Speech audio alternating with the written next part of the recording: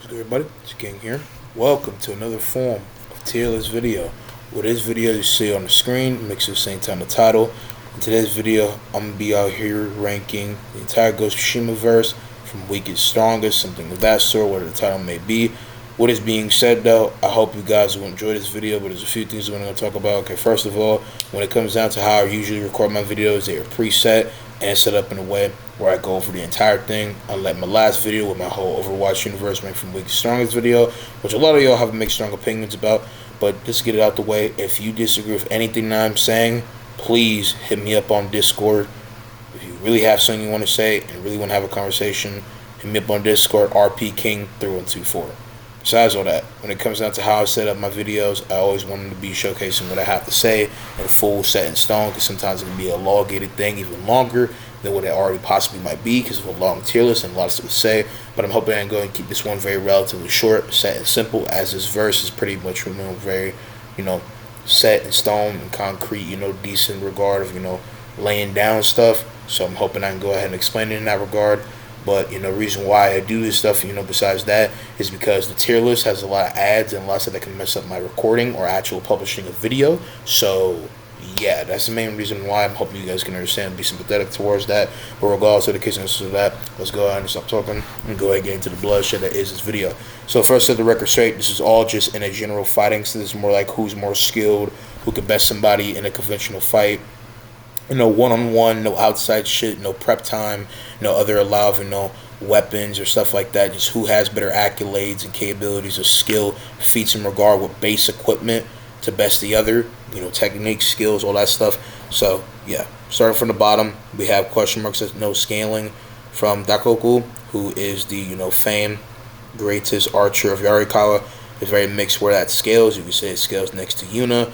But I think, Yuna has shown way more better regard of feats and skill that, with best, whatever he could possibly do. And he just doesn't do that much. He goes over for a friend, Takahashi, or whatever fuck, his name is. However you say his name, Takahashi or Takashi, however you say his name.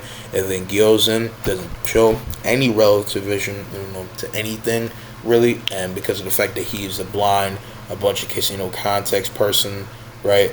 He has no true showing of what he can do. I also have not played that much into the case of Ghost of Tsushima's multiplayer, so he could be more powerful than what I know. Or have some regard of shit, but again, he doesn't do anything. He shows no record of actual scaling, shows no relativity to anything. So yeah. Going next, we have fodder. Starting from the bottom, we have Kana, the last descendant of a great archer of Tsushima. Took a bunch of bandits and bested a bunch of getting great kills, raiders and all this different type of stuff, I forgot his name, but it's being said. He's one of the case, the spiritual missions with Takahori, I think, being his name, but the descendant of Takahori scales to a Jin that is not going full out from what I know, and is kind of, a laid back, not very worried or big, aggressive fight. He's not going all out. I would say that he's reasonably, in the most passive, whatever press state of like this person trying to attack him and saying that he's a thief when he is not, a very mixed bag, holding back Jin, bested her, and she has no feelings, being anything a little bit more out of that. So I would say that, simply put, she should strongly just be, at the bottom of the verse in the creative, scale. But a Tingle Demon, regardless if you see the Tangled Demon as supernatural and being mixed perspective of being a man that can pull some different affinity tricks of different, mental hacks of like causing poisons and causing people to go into a psychotic whirlwind of their mind. He simply was bested by a gem, regardless of whenever you do it, that reasonably shouldn't have that much problems.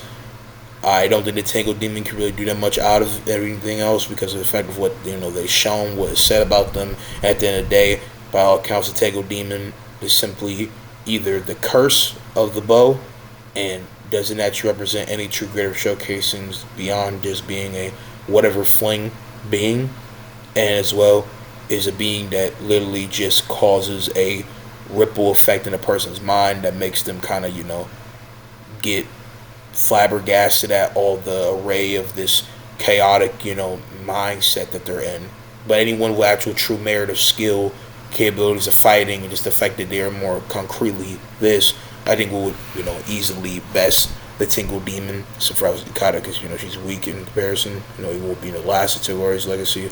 Then Tozen is here. Tozen is kind of be, one of the greatest swordsmen of the Raiders of Iki, but the Raiders of Iki got for a great deal flattened by the samurai, of Clan Sakai, you know what I'm saying, were defeated by a greater record of shit. And simply put, Tozen doesn't really have any greater distinctful accolades. I know we love Tozen or Tenzin, however the fuck you say his name. I'm pretty sure it's Tenzin, not actually Tozen, right? So my bad if I'm saying his name right or not, you know what I'm saying? He is like a very big regard person. Sorry for the yawn. But by the time I'm recording this, is like decently, in a later time. But simply put, again, Tenzin has reasonable accolade of being more, suffice to say, better than most, defeating multiple cases of different Mongols on Iki, has defeated some samurai, and even though there's a bunch of context behind it, and it was all luck in his own words, he did slay Kazumasa Sakai. And again, very context-driven thing, but I just want to go and give him all his flowers, I guess proclaimed as something. But again, my bad if I'm saying his name right or not, you know what I'm saying? My man, Tenzin didn't really have much. Then Fune is here just from her being in charge, having a claim of, slaying a great deal of samurai or anyone else. She has a little bit more revenue, I guess, to her name, to say the least, you know what I'm saying? Where she has great recall of killing samurai, has done decent regard of stuff, and could be some natural, difference of, skill and accolade, and show decent fortitude and battle IQ, or any friends, decent regard of being a fighter in some sort, you know what I'm saying?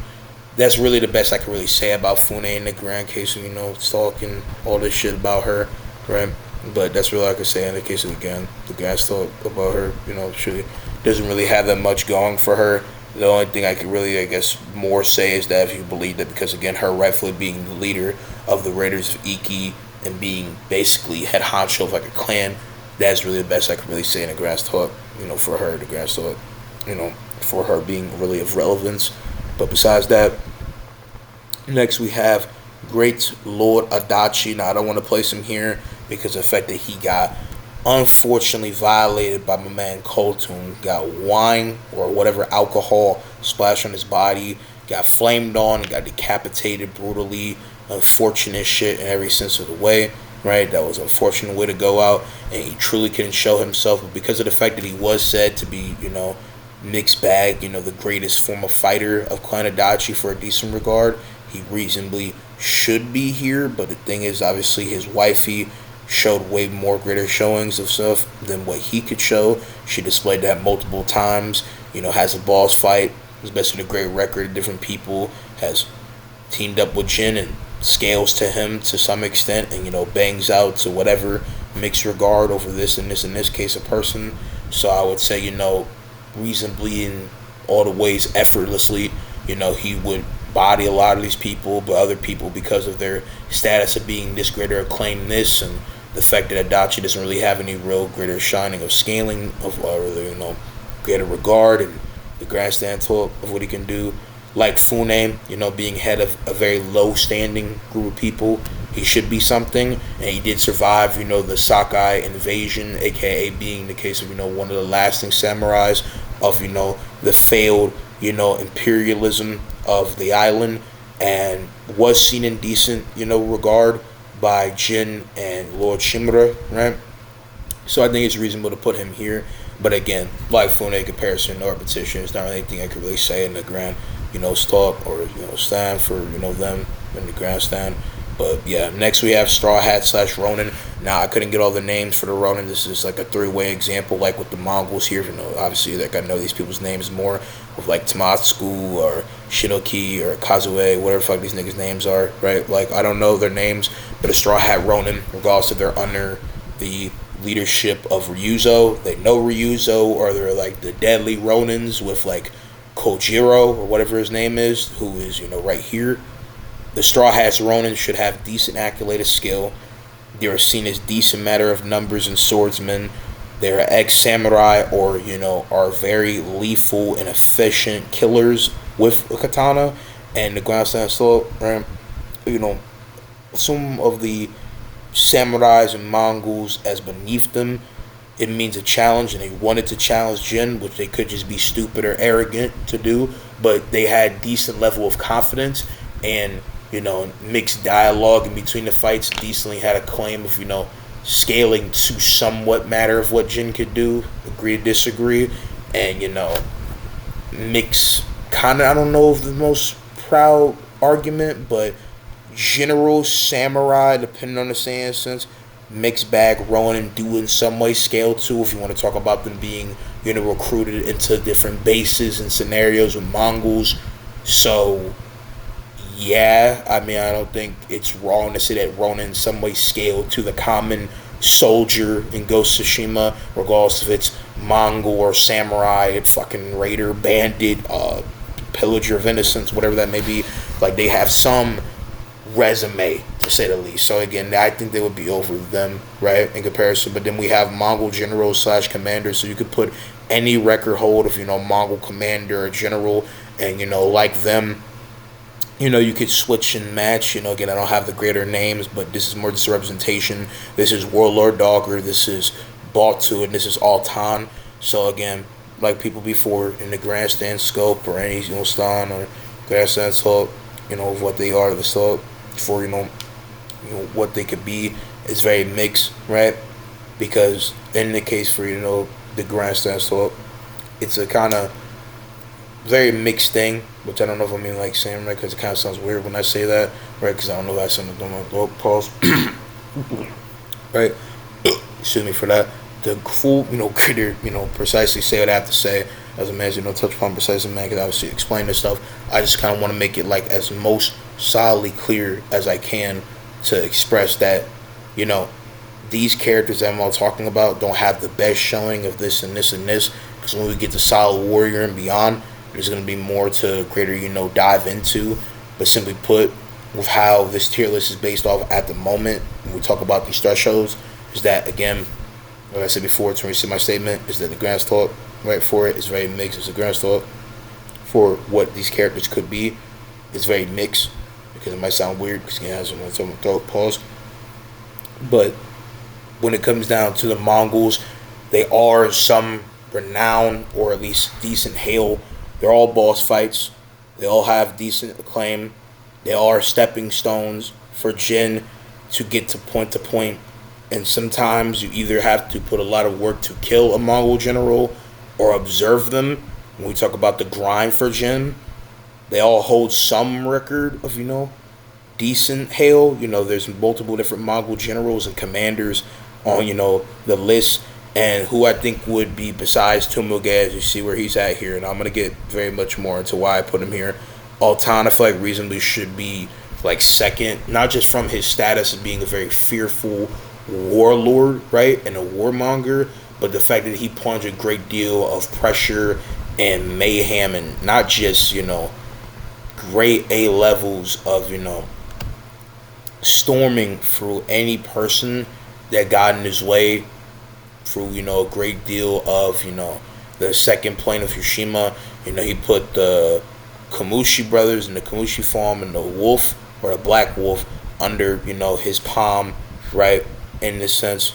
And in this case, he put a lot of work in basically scorching a great deal of hope out in the land and hold some crowd of, really standing to Jin at a point, I guess you could say. Not too much or anything, right? Because again, I don't think Jin really struggles with these people, but the fact that he could do anything to him just like by default for a boss, I would like to say that Altan could be here. And there's also the fact he's only the only general that, has actual greater sense of substance matter to him and actual intrigue. But, it's just that, what I'm saying? It's whatever talk, right?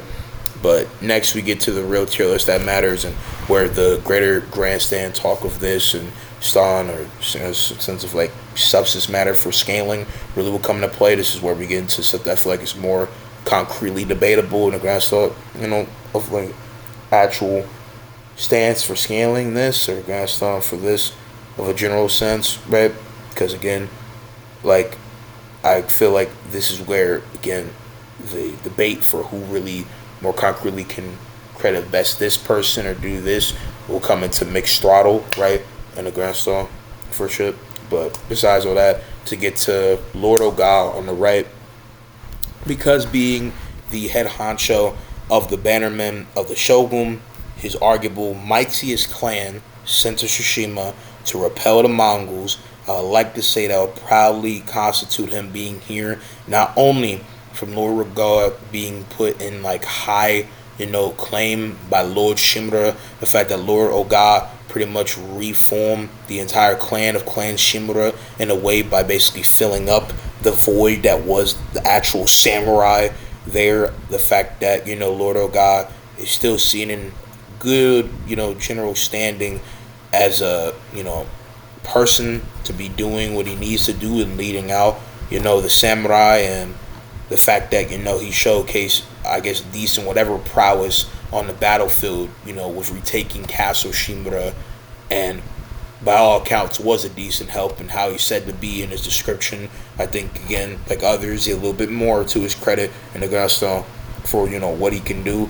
Should be reasonably be here. I feel like he has showcased, decent, great acclaim on his, stance of fighting, his caliber, his honor, all account of that, what I'm saying? But next we have Big Norio, our favorite, panda, right? Norio was seen as second best to Enjo when it came down to his fighting prowess as a warrior monk. He was a Naginata.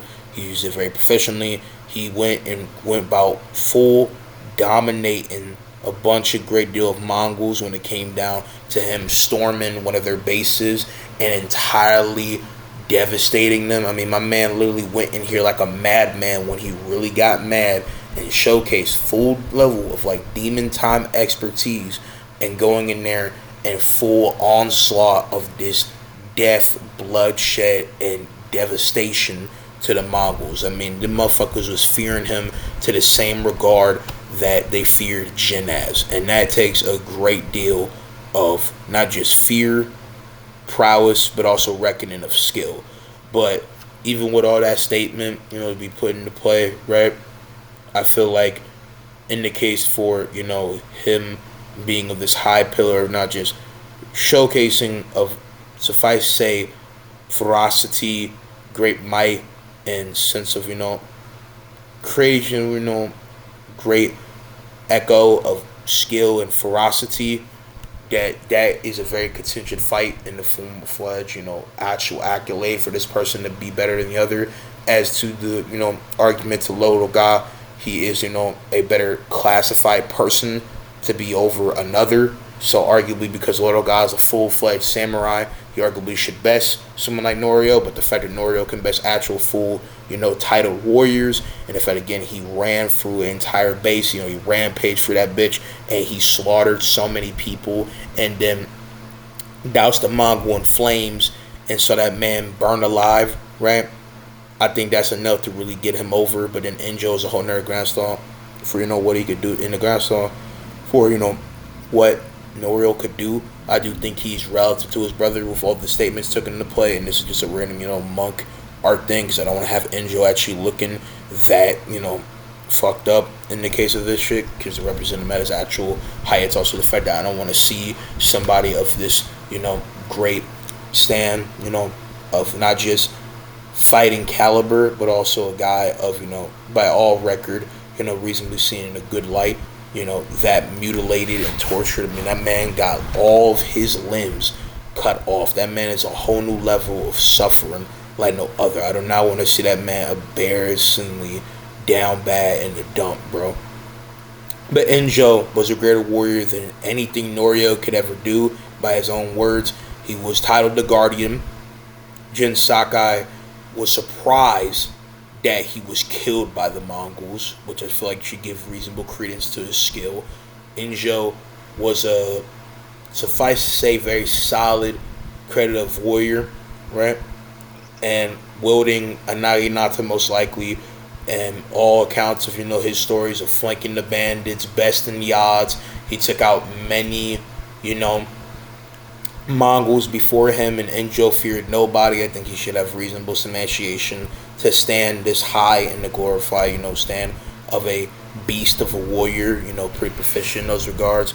Next we have Yuna. Yuna is here not just from her archery skills and her caliber and the other aspects of that, repetition possibly might be coming with caliber, because that's the best way I can really, substantiate these people. But simply put, regardless of that, what I'm saying, right?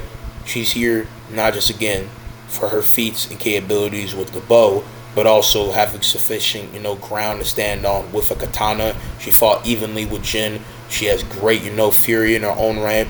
She showcased decent, skill. With that being said, against others, she's been able to outduel and or dance around different people. I feel like she reasonably can take down the common Mongol guard and or soldier, fucking general, commander. I mean, she has a capability to create a stance to do that. Granted, if we use gameplay, really only takes Jin or a great deal of damage to actually take out a Mongol general, and that arguably goes for anyone else here. But I believe just looking at it from a open-ended sense and not stamping it by gameplay and what she represents herself as or anyone else by gameplay, that she reasonably, with fighting in all these battles and having all these claims to be this and be that, she reasonably should stand over a great majority of these people. And I do think that because of what she's done before, the people that she's killed of mixed, decent, high standing, and the fact that she is a very efficient warrior and did a lot of great things, and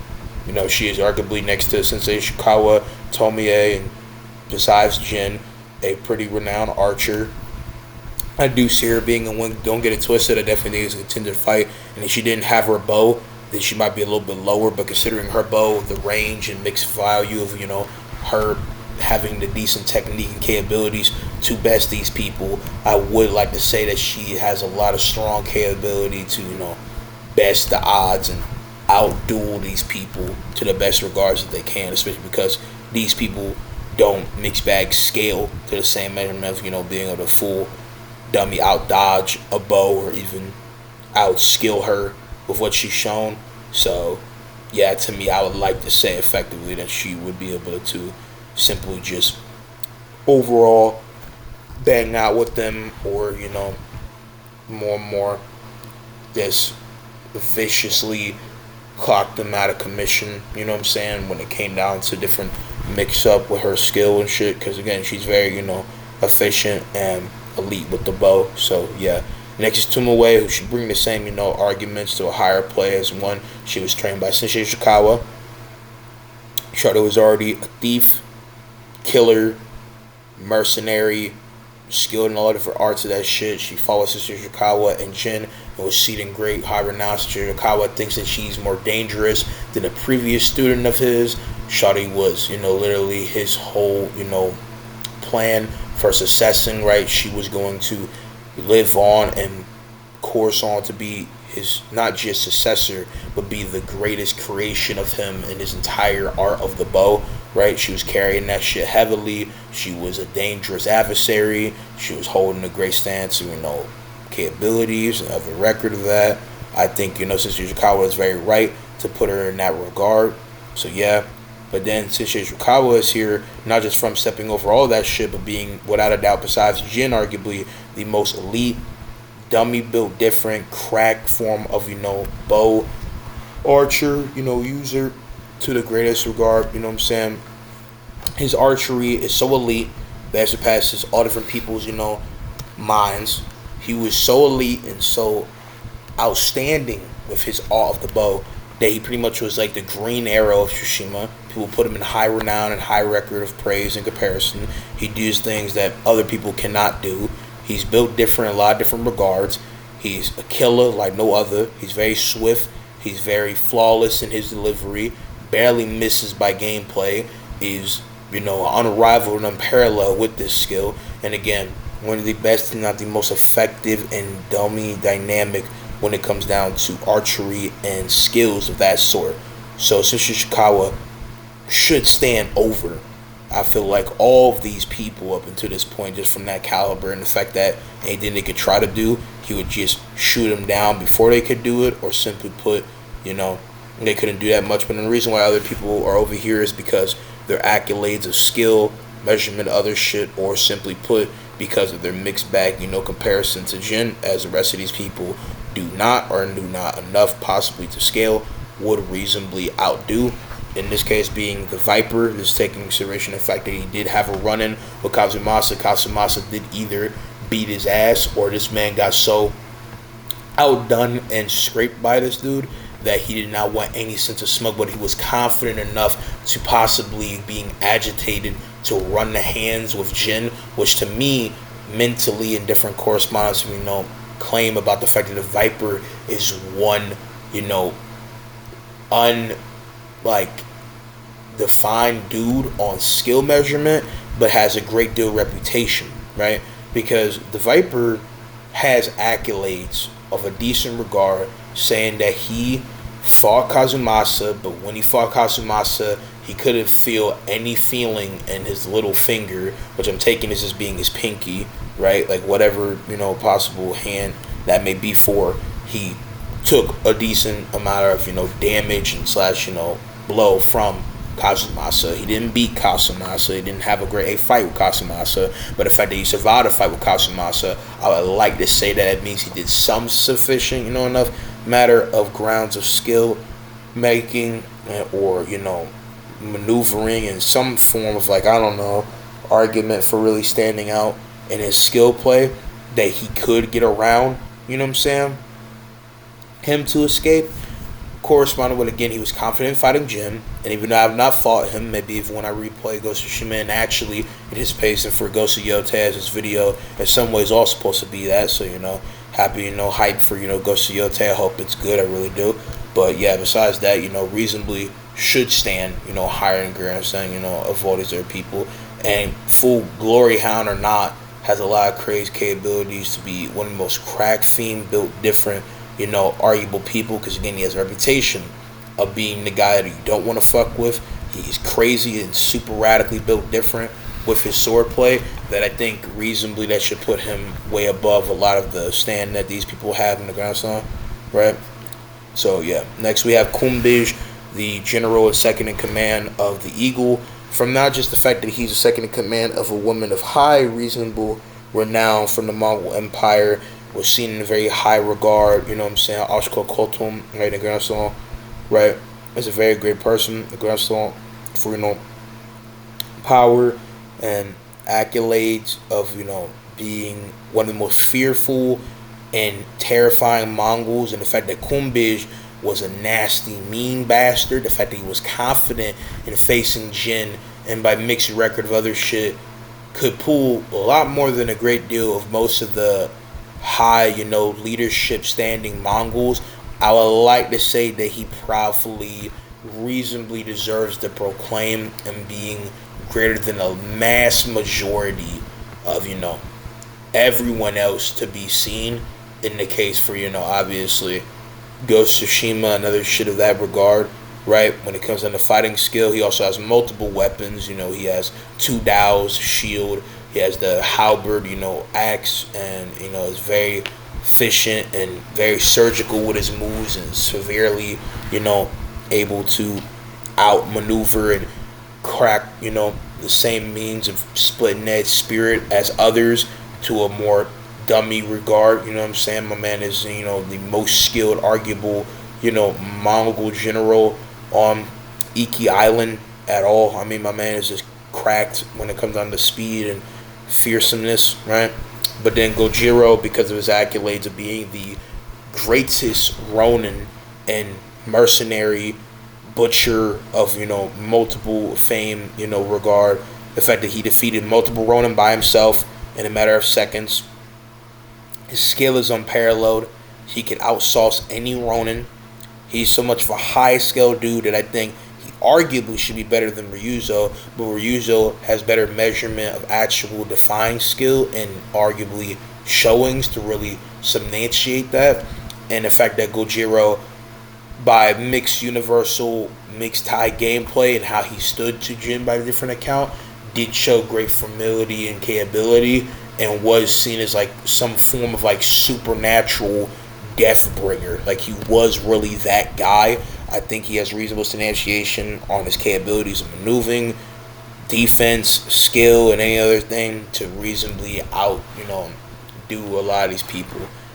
Then at the top of Solid Warrior, we have Tumoge himself, famed, greatest general of Khotun Khan, greatest leader, probably his second in command, on the grandstand of shit. General Tumoge was very confident in leading a war band to conquer Yarikawa. He was running through every motherfucking Yorikawa to a greater deal. He's putting so much fear that he evoked a new level of like terror and cunning, deceptively malicious scale of, power pool, not just from a leadership power stand, but also in this presenting himself as top dog for motherfuckers. This golden and purple bulldog right here could literally annihilate Yarikawa at any time, any place, and he gave him a chance. So the fact that, not just from a cunning standpoint, but warrior hell, he reasonably should be that. He had a reasonable, cool foreshowing against Jin, and it's the fact that, obviously in case someone like Tsumoge has the technique of the way of the flame or some form of it, where he has a lace shield that he can pop out fire with. That is a skill set that none of these other people, I feel like, reasonably have showcasings to outdo. And it's the fact that because of the way of the flame is a very swift, dummy, out of this world technique. I mean, this man literally is, we were popping off different with a flaming sword. I mean, my man's coming with the Jago efficiency of speed. I think he would just dominate this entire tier overall and just swiftly decapitate, eviscerate, and just dispose of any of these people. Not just from the way of the flame, from his height, from his scales. He said to be the best general, probably the best general besides mixed bag Kumbij, which even though Kumbij has great revere scale with something, even Jin can outbest him with the way of the flame, and just the fact that he has that for a great deal of time and has great acknowledgement of being this and a lot of things that generals before General Tsumoge and after General Tsumoge is built different. General Tsumoge is objectively, mixed narratively, and I would say reasonably theoretically gameplay, the hardest general that Jin would have faced. So I think he has reasonable accolade to best everybody here at this point. But next we're going to go into the case of Beast, right? Upper tier. This being the case of Asako. After everything being said, being a whole different record of hail and capability like no other, this being said, and I'm sorry that Kind Boy is not full taken in. I thought the square form for my picture was taken fully, but unfortunately it was not. But you guys don't have to worry about Kami Boy for right now, right? Lady Masako is out of doubt, of being just a one-off old lady samurai, Lady Masako, without a shadow of a doubt to me, is effortlessly the best warrior of Clan Adachi, showcasing reasonable prowess, reasonable accolades, can best multiply different warriors by herself, is resilient, is relentless, is very skilled, not timid in her approach, and even for having mixed, mental and moral conflictions in different matters, show decent decision and efficient, defined making of, persistent beast mode, like domination against almost every aspect of people against her, right? And different fighting force showing, has killed the former samurai, has defeated effortlessly, multiple people of decent high regard, has ran through different bandits, Mongols, possibly even Ronin, and fought Jin. And even though Jin was most likely holding back because he did not kill her, right? The fact that Shawty was so confident in the capability to possibly outdo him and stand to him, I think reasonably gives her mixed credit of, being that she is seen as a great, standing, warrior by not just Sensei Ishikawa, by Jin, and also by the record of Lord Shimura. Lady Masako is of some decent height and fame in the matter for a warrior of great displacement, of not just great prowess, but also wisdom, battle IQ. She's a very, veterinar of her killing. I mean, my girl is out here older Kill Bill, and her style, stylistically out-defines, everybody on the method of, skill and capabilities like no other. So again, to me, I think that reasonably constitutes her being a greater standout shawty in those record of fame, right? And the capability of, a warrior. Then next, we have Ryuzo, the leader of the Straw Hats. I feel like reasonably acclaimed the greatest Ronin with the feats and accolades that he has, from not just the fact that he was seen as a reasonable, great, acquired ally by Jin, being leader of the Straw Hats and being dummy built different in the matter for a, warrior of reasonable high renown. He was better than his ex-leader of the Straw Hats, was relative to Jin in different parts of his life, even if he was defeated, showcased his prowess and capability to a great regard. He reasonably, stood as a top dog, had a honcho in different parts of Tsushima's, I guess you could say, like, lineup of leaders and high skill defined people. Ryuzo also felt confident in facing Jin both times to a mixed regard, even if he didn't want to.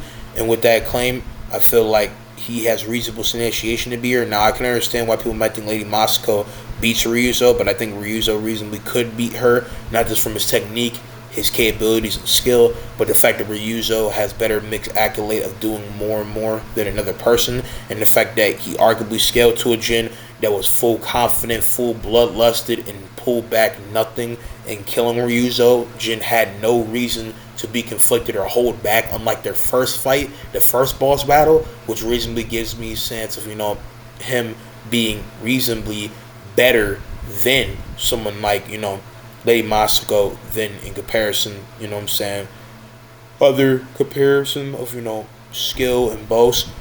Because you could argue that Lady Masako might have better showing of pace, in this skill one sense or whatever thing, and better displacing of this and this when it comes down to reveredness in her skill and prowess.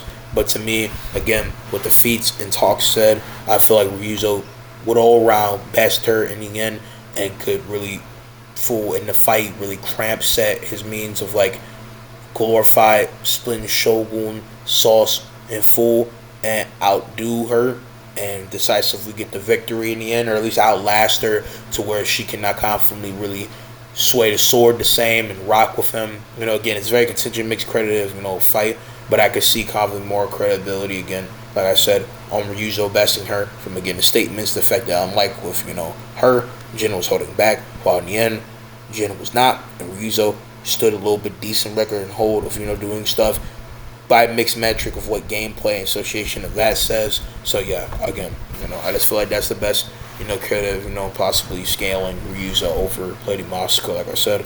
But then next we have Black Hand Riku, but just as, a human, not this possibly undead, supernaturally reformed spirit that has an armor that grants him whole, Naruto essence of hyperly built different record and accolade. But the fact that Black Hand Riku was feared a great deal throughout Japan by different account, was the most feared and respected, raider. The fact that he ran through multi-case of people, man was a butcher. My man was a menace. My man was a whole Blacker Force energy demon, right? I think that would make him way more audaciously built different in skill, all other aspects of, prowess and potential to just put motherfuckers down for the count than anyone else here. And the fact that he was already still a great skilled, dummy built different swordsman, that he is still on the same cusp of what is shown in the case for his look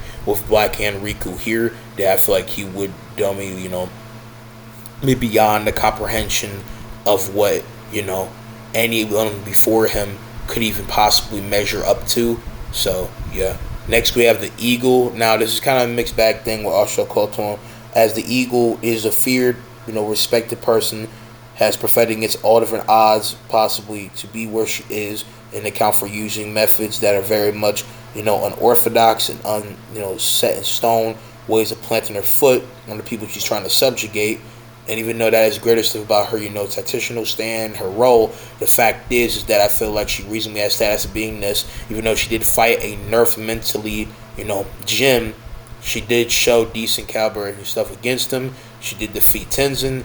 She is second to basically Khotun Khan at height and scale. Narratively is holding great regard. She is said to be dangerous. She is said to be a very sly and very, cunning, ruthless Vato, right? It has fallacious, acts of maneuvering and technique that would very much bring a lot of people to the back foot and could I feel like outdo and could solidly, press a lot of these people to a greater sense of regard and outdo them. I also think that even though, yes, she did fight a nerf Jin by this time, regardless of when you play Iki Island, should have reasonable, concise, and congruent, reasoning in all form to not hold back and give the best he can from being nerfed, and all corresponds to shit with that. And he has every reason to full want to haul to the greatest means of death blow against the Eagle.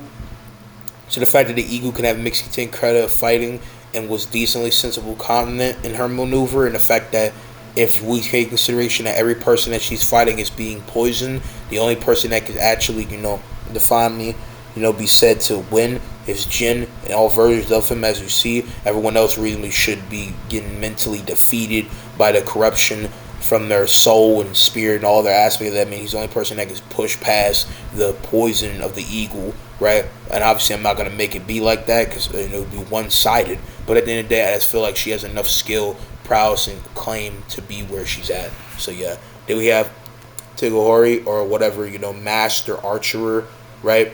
As he would reasonably be over since Tsuchikawa, right, in a matter for fame as an archer. And I don't count him in the case for what's on Tsushima because I'm talking about, live and well people. But his skill as an archer, his armor, his acclaim, besting multiple raiders, multiple former bandits, having aim, speed, skill, and prowess like no other, and the fact that with his armor, by gameplay, mixed method of design, and how his acclaim would outshow, the greatest aspect of fucking Hawkeye, Hanzo, deliberately, death, sway, speed, prowess like no other. I mean, I feel like this man would just dump a whole new can of unwavering, skill and precision like no other. I mean, this man's gonna be plucking out arrows like machine gun fire equivalent when we take in consideration his armor and stand as stuff. He's seen in high regard. He's holding decent regard in almost every case setting, and always really holds the greatest record of hailed semi human presence in the case for Tsushima, and how he could pull shit. So he already bodied so many people and was a whole different, unwaveringly built different regard of person with skill and statements of galore for his hail as being a top dog hail of fire, built different stand. And I think reasonably Todayori should classify as a guy that is at the top margin of what you would need in matter for speed, skill, and accolades. As again, all his accounts haven't been able to outdo multiple record of people, can barrage arrows at you like no other, can outspeed people zealously, his top chain of, all that type of case of movement and all record and shit like that. And again, was a guy of a whole different stain of fire, built different credit, that he could out, I feel like, crack different moves and capabilities of that than anybody else in this case of matter. And I don't even think anybody could really get a chance full-fledged hit him with everything to be said, and could easily, click people into gods and so and Lord before they can even do anything, right? But anyway, to full articulate my next thing, we have Shishori Koga. Now he sees here this high because the record of Higanori Strike, a swift strike that could literally blitz anybody in potential with it being attacked that no one, except from mixed gameplay perspective, should be able to survive or not have the potential to be hit. Now, these fights, I would take it would be an even regard of playing field shit, probably open field scenarios, right? Where in this instance, you have someone like Shishori Koga who reasonably has to make credit of, the fact that if he could get Higanori assistance to go about falling through him like no other, to where when he hits somebody, lightning strikes at them, dead on sight, he smites niggas. But the fact that he is so ridiculously button edge fast with this, even though he does not use that primarily, I believe he has reasonable claim to, with the case of this technique and skills of that sort, that he reasonably should outdo all the rest of the people here and to reasonably defeat them in full in this instance. But even then with that, I could see argument that if a person has more sufficient durability in him to mixed regard, as the only people I feel like will reasonably give the credit of that, again, taking into consideration him actually, full decisively, cutting edge split motherfuckers, right, that he should outdo right then and there, right? But that's just me. Next, we have Jin at the start of the game, aka basically being pre-fight with Khotun Khan to mixed regard, or just the first Khotun Khan boss fight. It's him with his armor, with his blade of Clan Sakai, the storm of Tsushima Blade, ready to stand tall and bang out to the fullest, right? From not just having battle IQ, style and technique, more effortlessly built different than others, being one of not the most fang clean A fighter like never ever to be seen, has accolades and staple of being, the most promising and flourishing fighter on Tsushima, matching the skill and accolades as those that have fell before him and or came before him. He's better than almost anybody after him, has been taught in all ways of the sword, and is one of the most adaptable, unique, and has so many creative capabilities and ways to best people, even with just taking the fact that he only has, sword stance. And I think because he's been able to adapt to different moves and maneuvers beforehand, that reasonably he should be here, everything that I've just said. Now, even speaking of that, nigga actually forgot about another person being the spirit of Yarikawa's vengeance. She would be just under, the ex-lord slash, case of top dog of Clan Yarikawa. I forgot his name, I don't know if it's Tikasa, but I'm just going to call him Lord Yarikawa for right now, right? Because that's his last name, right? So, I'm just going to call him that. Because, he reasonably should adapt to, this man, Koga's doing with Higanori's strike. I think the only argument is, if he got a good hit on him, that would full, splinter through this man. But I think Jin has adapted enough, has the durability credible enough to outdo and scale him in the craft, of greater capability and speed, and reasonably would learn the technique and best him, but as individual. Next, we have Khotun Khan that's supposed to represent Khotun Khan pretty much at the start of the game. Basically, just, again, like Jin with the fight, with all the armor he has except for his helmet, and he reasonably should bless everybody, not just from being the final boss of the game, having narrative statement, being a guy of all different record hold of rack of all trades, skill, stance, and hail, is a feared, respected, and honored brother when it comes down to the Mongol Empire, is higher rank and status than anyone else, has reasonable displays of that, bested multiple samurai people, is higher status than even someone like the Eagle, and Khotun reasonably fatherized and outdone fully Jin and fling that man off of the freaking bridge like a freaking piece of trash. I mean, my man is a glorified beast like no other. So yeah, then you have Khotun Khan with his armor, considering his Guandao being broken possibly, and making the way of the flame come. Not just that, skill, the armor, prowess, capability, stance, reasonably should be beyond.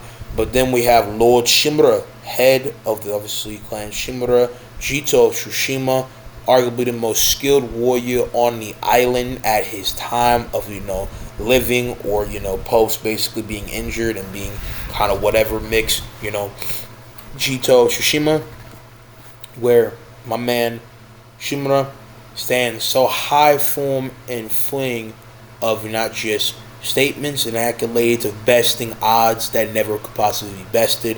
He was second to Kazumasa on the island. He taught Jin a great deal of almost everything that he knows, has scale of the highest regard. He is the true final boss of the game, and an encounter to the fact that he could, strongly, dissect and dominate and best almost any regarded person that came his way.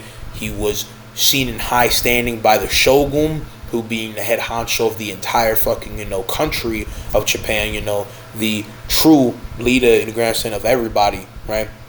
Set him on the course to go about, not just redefining the law and stand for what the samurai and the core, ideals and integrity of Japan is, but also put him on a mission to take Jin's head. And Shimura was decently confident in that, even with his mixed moral and idealized, confliction. Corresponding with the fact that he was confident in being able to defeat Khotun Khan, who I think he could do. I don't think it's as one-sided as someone might think, but I think with everything that Jin could do and the fact that, Lord Shimura could fool in every credible way, commonly outbest and dominate, almost everybody that came up, in the means of, the entire war, and had all reasonable establishment of being a top dog samurai and warrior. I do think with his elite standing, whatever fearsome, fighting fury that, you could try to boast with someone else, regardless of his age, his skill, prowess, battle IQ, technique, and just slate as being, a revered warrior of the highest regard, would just deck everybody, and even with the cunning, ruthless, uncanniness of Khotun Khan, cousin of Kubla, grandson of Genghis, he could not outduke my man Shimura, but it would be an interesting squabble. So, that's an interesting credit talk. But Black Hand Riku, from the armor, the skill, the technique, and the pretty much, elite split edge sway without technique, everybody else, his armor should be way ridiculously than anyone else, from his accolades and statements, and the fact that he does have a supernatural essence to his shit, should reasonably best. And before anyone says it indicates for these people, I'm being Jin with their adaptability, they should be of a whole new harder technique and durability scale that they should one shot or bing this dude before he could ever do anything severely to him. And Jin most likely realistically has that move when he faces these people, so it's different. But again, this is more from the severity of the move and the fact that he could outspeed a lot of people, and no one's ever faced that, while these people arguably have faced it against Jin and do more. It's also gameplay usage in actual combat is a little bit nerfed or makes supposedly not as effective as it is in boss, because hypothetically with his move he would just split through people. But again, mixed thing, right? But anyway, moving on. I'm hoping that that's clear in case anybody's confused about that.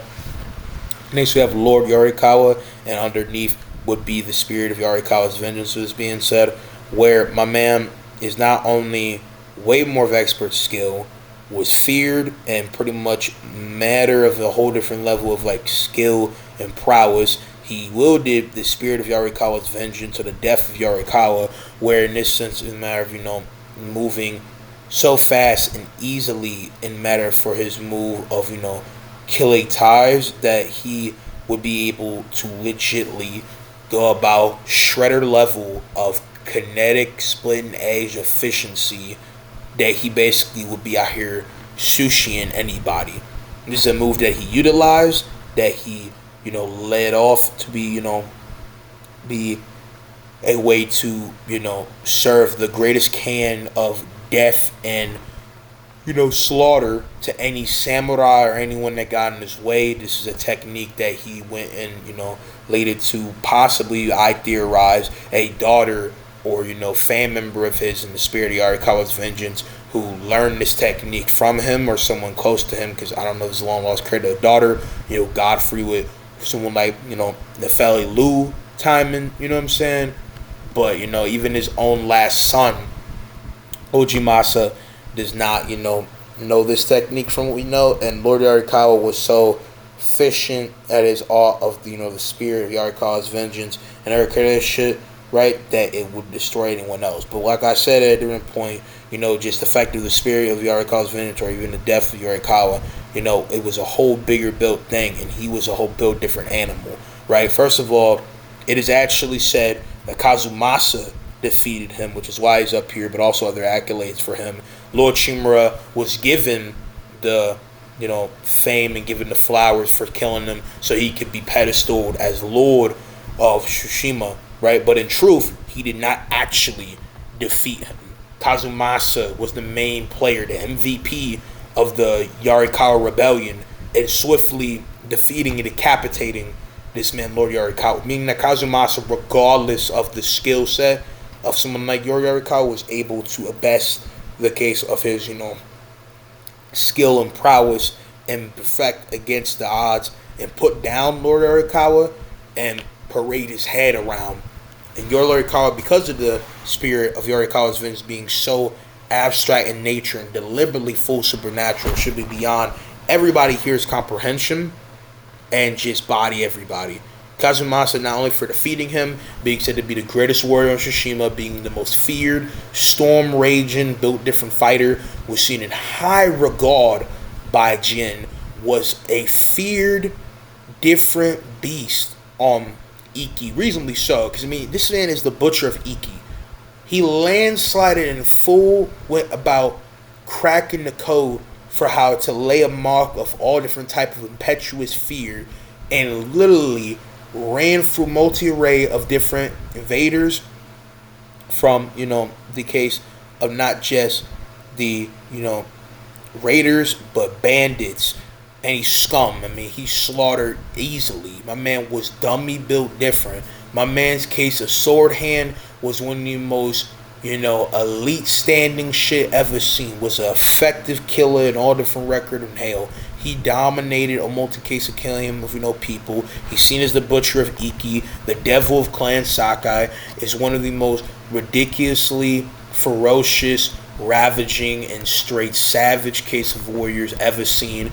And, displayed all different fineness and, the death of his enemies, and in the case for his moving with shit, he literally was an unwildering whirlwind effect of splitting edge death caliber. His armor was also seen in high praise, in comparison to others, in the fact that his armor is revered as being the most high detailed and refined one. He was again able to defeat the Lord of Yarikawa, even with the spirit of, death literally lingering off from his blade. He was able to defeat him with using, the spirit of Yarikawa, and that would easily just put him on a whole different proficient skill regard that I don't think anyone except for his own son could rightfully proclaim to be the best. And yeah, if it wasn't for the situation he got put in and him, cracking his ankle or whatever, what I'm saying, or other cases saying of it, like it's again all the context and having to run behind Jin and keep his son safe and a bunch of, shit that's not fully deep or detailed, right? And possibly spraining his ankle, he would have not died. But in Jin should be here for obvious reasons. The famed Ghost of Tsushima, Slayer of Khotun Khan, defeater of Lord Shimura, defeater of, the Eagle, Slayer of multi different hybrid guard people. Jin in a nerf state on Iki Island with possibly Black Hand Riku army. This is just one, depiction of him. It doesn't have to be with him. He defeated him with it or not. But if it is with him, he should be arguably, of a high regard stand. This is him fully as the Ghost of Tsushima post mainline. And then this is him no longer nerfed, no longer morally conflicted, full refined reform with the armor of his own father, Jin. You can, interchange them. But reasonably, I think Jin Nerf is a lesser version of these two, but not entirely without the case of the same defined showcases his skill, proficiency, brilliance, and a whole different level of splitting edge, sleek nigga in his means. This is a rack of all trades, resilient, willpower driven, unstoppable force like no other. I mean, this is the Ghost of Tsushima, right? But Kami Boy is Two-Faced Boy. The drip is too clean. Give me that drip or drown, Lord Sakai. You know what I'm saying? But yeah, that's the entire Ghost of Tsushima verse, ranked from weakest to strongest. Hope you guys have enjoyed. I'm going to see you guys in the next one. Peace out, my army. Love y'all.